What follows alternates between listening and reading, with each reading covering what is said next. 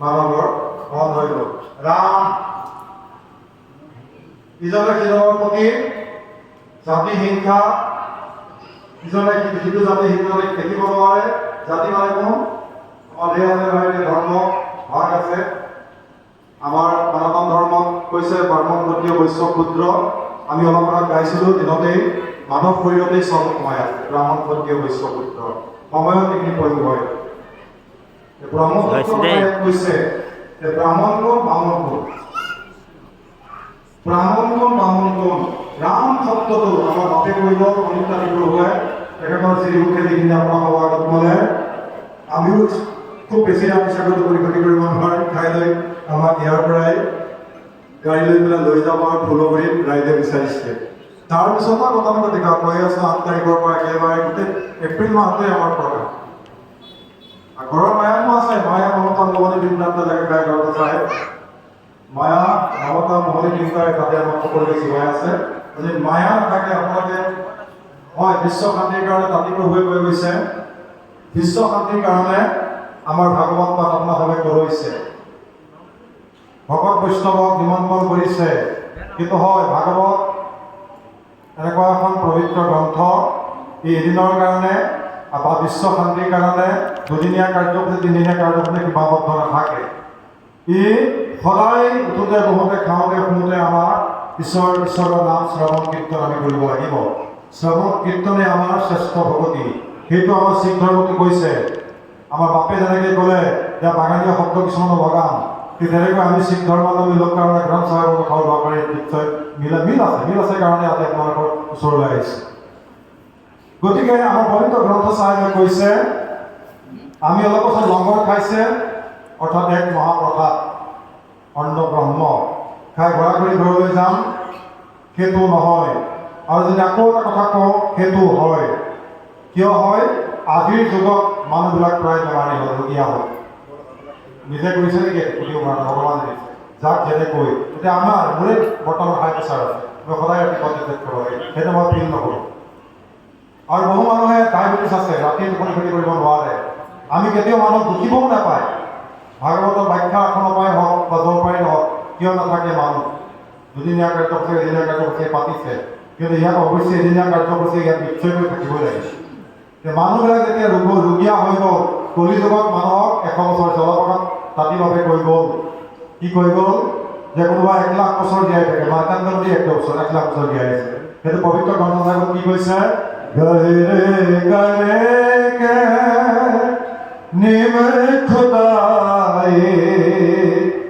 उष्प पर मंद पशाए मार कंदे ते को अदकाई जिन तिन तारे मंद बुलाए। ভাগৱত তো মাৰ্কণ্ড মুনিৰ বিষয়ে আছে। মাৰ্কণ্ড মুনি 1 লাখ বছৰ জীয়াই আছিল। 1 লাখ বছৰ জীয়াই থাকোঁতেই তেখেতৰ শিষ্যবৰ্গই কৈছিল, সেই মুনিৰাজ, সেই গুৰু, আপুনি 1 লাখ বছৰ যেনেকৈ জীয়াই থাকিব, আপোনাৰ কুটীয়াটো আপোনাৰ ঘৰটো ভালদৰে থাকিব। বোলে নহয়, 1 লাখ বছৰ অন্ততো মই পৃথিৱী এৰিব লাগিব, নশ্বৰতে এৰিব লাগিব, হয়নে বাৰু? 1 লাখ বছৰৰ অন্তত মই পৃথিৱী এৰিব লাগিব, নশ্বৰ দেহা এৰিব লাগিব, পঞ্চৱতী দেহা 5টা বস্তুত বিলীন হৈ যাব। আমি কি কৰোঁ? গাহৰি কৰিকে নিম খোদাই ওপৰ মন্তপ চাই। 100 বছৰ কলি যুগত আয়োগ দিলে মানুহক। 100 বছৰ জীয়াই থাকিবলৈ 4 তলা 5 তলা আমি চিষ্টেম কৰি পেলাই তলা গাহৰি তকৈ গাঁত খান্দি পেলাই তাত আমি জালি মহৰ লোহাৰৰ ফুটা প্ৰস্তুত কৰোঁ। গাহৰি কৰিকে নিম খোদাই ওপৰ মন্তপ চাই। জীয়াই থাকিম কিমান? 100 বছৰ। 100 বছৰ আয়ুসৰ ভিতৰত যদি কোনোবাই পাপ কৰিলে, পাপ মানে যিটো অশাস্ত্ৰসন্মত কৰ্ম, অশাস্ত্ৰসন্মত খাদ্য, এইবিলাক ব্যৱহাৰ যদি কৰিলোঁ, পাপ কৰিলোঁ, অন্য এনে পাপ, যিবিলাক পাপ মানে আমাৰ মানে ভাগৱতে কোৱা নাই কৰিবলৈ। আৰু অনুচৰণ পাপটো আৰু ডাঙৰ মহাপাপ। গোবধ, স্ত্ৰীবধ, শিশুবধ, ব্ৰাহ্মণবধ। এতিয়া ব্ৰাহ্মণ কোন? যাৰ ব্ৰহ্মতত্ত্ব জ্ঞান আছে, সেই ব্ৰাহ্মণ। আৰু বামুণ যোনে কৰ্ম নকৰে, যোনে খেতি বাতি নকৰে, নকৰি পেলাই ফুট লৈছে, লগুণ লৈছে, গতিকে লগুণ 9 গুণ 9টা গুণৰ ক্ষুদ্ৰ ক্ষুদা নহয় 9টা গুণ থাকিব লাগিব।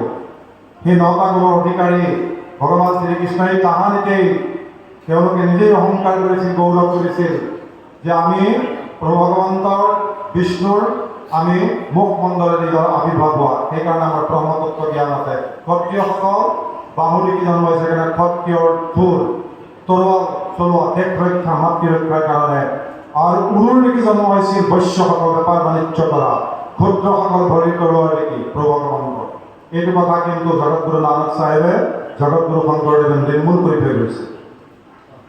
ব্ৰাহ্মণ সি খ্ৰীষ্টান হ'ব পাৰে, জৈন হ'ব পাৰে, বৌদ্ধ হ'ব পাৰে, মহিলা হ'ব পাৰে, পুৰুষ হ'ব পাৰে, যাৰ ব্ৰহ্মতত্ত্ব জ্ঞান আছে। সেইটো হৈছে আমাৰ শিখ ধৰ্মত কৈছে ব্ৰহ্মজ্ঞানী সদা নিৰ্লেপ জৈছে জন্ম হে কমল অলেপ। কমল মানে পদম ফল, পদম ফল বোকাত জন্ম, পদম ফুল মাত্ৰ প্ৰাণীত জন্ম, পানী আৰু বোকাৰ পৰা সদায় কি বহুত ওপৰত, তাক স্পৰ্শ নহয়। ব্ৰহ্মজ্ঞানীজন কোনো জাতি নহয়, যাৰ ব্ৰহ্মতত্ত্ব জ্ঞান আছে সেই ব্ৰাহ্মণ। আমি এতিয়া ব্ৰাহ্মণক বেলেগ ধৰণে কওঁ, সিহঁতৰ ব্ৰাহ্মণ, সিহঁতৰ গোস্বামী, সিহঁতৰ ক্ষত্ৰিয়, সিহঁতৰ বৈষ্ণৱ নহয়। মাতৃগৰ্ভত আমাৰ এজন ভাইটিৰ লগত কথা পাতিছোঁ, লগত অকণমান বিপু হৈ কেতিয়াবা ভৰিকেইটা সেনেকৈ অলপ চকীত পঢ়িলোঁ। তেওঁ কৈছে আপুনি এটা কথা ক'লে, এইটো সঁচা কথা, এইটো অপ্ৰিয় হ'লেও সত্য কথা, কোনোবা এইটো বেয়া পাব পাৰে, বেয়া পাব। মাতৃগৰ্ভত এটা সন্তান স্থিতি লওঁতে যোনডোখৰ স্থানত স্থিতি হয়, য'ত স্থিতি হ'ব লাগে, নৰকৰ কুণ্ডত বোলে প্ৰভুক বাহিৰ কৰা 10 দিন হ'ব লাগিব, তেতিয়াহে বাহিৰ কৰিম। সেইটো গোসাঁই সন্তানে হওক, ব্ৰাহ্মণৰ সন্তান, বামুণৰ সন্তানে হওক, শিখৰ সন্তানে হওক, জৈন খ্ৰীষ্টান বৌদ্ধ যাৰে হওক, একেডোখৰ জেগাতে একেই নৰকৰ কুণ্ড।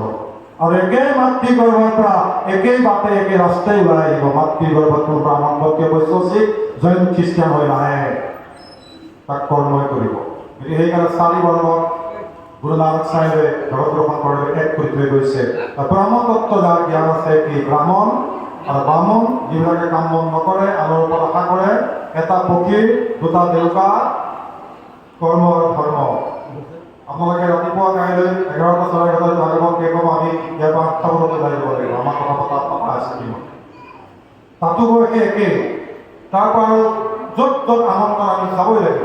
এটা কথা সঁচা কথা, আটাইতকৈ শ্ৰেষ্ঠ মানৱ জাতিৰ ভিতৰত আটাইতকৈ শ্ৰেষ্ঠ জীৱটো এতিয়া মানুহ চোৰাচোৰা জীৱৰ ভিতৰত, মানুহৰ ভিতৰত আটাইতকৈ শ্ৰেষ্ঠটো যাৰ ধৰ্মাত্মা যোগ দিয়ে শ্ৰেষ্ঠ। ধৰ্মাত্মা, ধৰ্ম যোগ আত্মা, ধৰ্মাত্মা। সেই ধৰ্মাত্মা আমি হ'ব লাগিব। আমি আঁতৰি কৈছোঁ পৰমাত্মা, পৰম যোগ আত্মা, পৰমাত্মাৰ পৰা আমি জীৱাত্মাবিলাক আহিছোঁ। জীৱাত্মাৰ পৰা আমি হ'ব লাগিব ধৰ্মাত্মা, প্ৰেতাত্মাটো হ'বই নোৱাৰোঁ। আৰু যদি আমি কোনোবাই নিজকে ভকত বুলি ত্ৰিবস্ত্ৰৰে পাঠ কৰিছোঁ, আমি একান্ত মনেৰে ভকতি কৰিছোঁ, যদি আমি নিজকে ভাবিছোঁ সঁচাকৈ আমাৰ আৰু হৈ গ'ল নহয়। মানুহে যেনে মানুহ আমোলকে পায় বৃদ্ধাকে আহিব আয়ো, ইমান মূল্যৱান মানুহৰ ধনটো, একে লাষ্ট জীৱনটো লাষ্ট শৰীৰটো মানুহৰ ধন। আৰু আমি মায়াও থাকিব প্ৰত্যেকৰে। মায়া নহ'লে সংসাৰৰ কেতিয়াও সৃষ্টি নহয়। শ্ৰৱণ কীৰ্তনৰ ভিতৰত যেনেকৈ শ্ৰৱণ শ্ৰেষ্ঠ, ঠিক তেনেকৈ হে প্ৰভু ভগৱন্ত তোমাৰ সেৱাৰ ভিতৰত তেৰি সেৱা মগত ভগত জগতি তেৰি সেৱা। অনিল তানী ডাঙৰীয়া আমাৰ মাজৰ পৰা অলপ পাছত যাব, তেখেত আমি জানো তেখেত আমাৰ পৰা কায়িকভাৱেহে যাব, মনটো নাযায়। মনটো সদায় আমাৰ ভকত বৈষ্ণৱৰ হিয়াই যেনেকৈ প্ৰভু ভগৱন্ত আছে, পৰম ব্ৰহ্মৰ তেখেতৰ শ্ৰীমুখে যিখিনি আপোনাৰ ভকত জ্ঞান দিলে, ক'লে, গালে, আমাৰ প্ৰত্যেকৰে ইয়াত সমবেত হোৱা ৰাইজৰ হিয়াই তেখেতে প্ৰতিষ্ঠা লাভ কেতিয়াবাই কৰিলে। গতিকে আমি কায়িকভাৱে কাইলৈ আমি যাম। এতিয়া তেৰি সেৱা, হে ভগৱান তোমাৰ সেৱা, তেৰি সেৱা ভগতে ভগতে জগতে তেৰি সেৱা। কি যুক্তিত তেখেতে ইয়াৰ যাব, কি যুক্তিত কাইলৈ আমি 8টা 8:30 ওলাম? সেইটোৱে যুক্তি হৈছে ভগৱানৰ ঈশ্বৰ তত্ত্ব যোৱাৰ আমি ক'বলৈ আহিছোঁ। আৰু আমাৰ কাতি ডাঙৰীয়া এটা কথা কৈছিল, কৃপালু গুৰুজনা জগতগুৰু শংকৰদেৱ গুৰুজনাই আমাৰ তেখেতে বোলে ভাগৱতৰ ব্যাখ্যাকাৰ, আমি কোনো হ'ব নোৱাৰে। সঁচা কথা, মানৱ জীৱনটোত আমি মৃত্যুৰ আগদিনাখনলৈকে বহু কথা শিকি আমি মৰিব পাৰোঁ, কোনো শিক্ষাক লৈ শেষ নহয়। আমি শিখ ধৰ্মাৱলম্বী লোক, আমাৰ ধৰ্মৰ নাম শিখ ধৰ্ম, শিখ সম্প্ৰদায়ৰ লোকসকল বুলি কব। সম্প্ৰদায়টো শিখে, ধৰ্মটো শিখেই।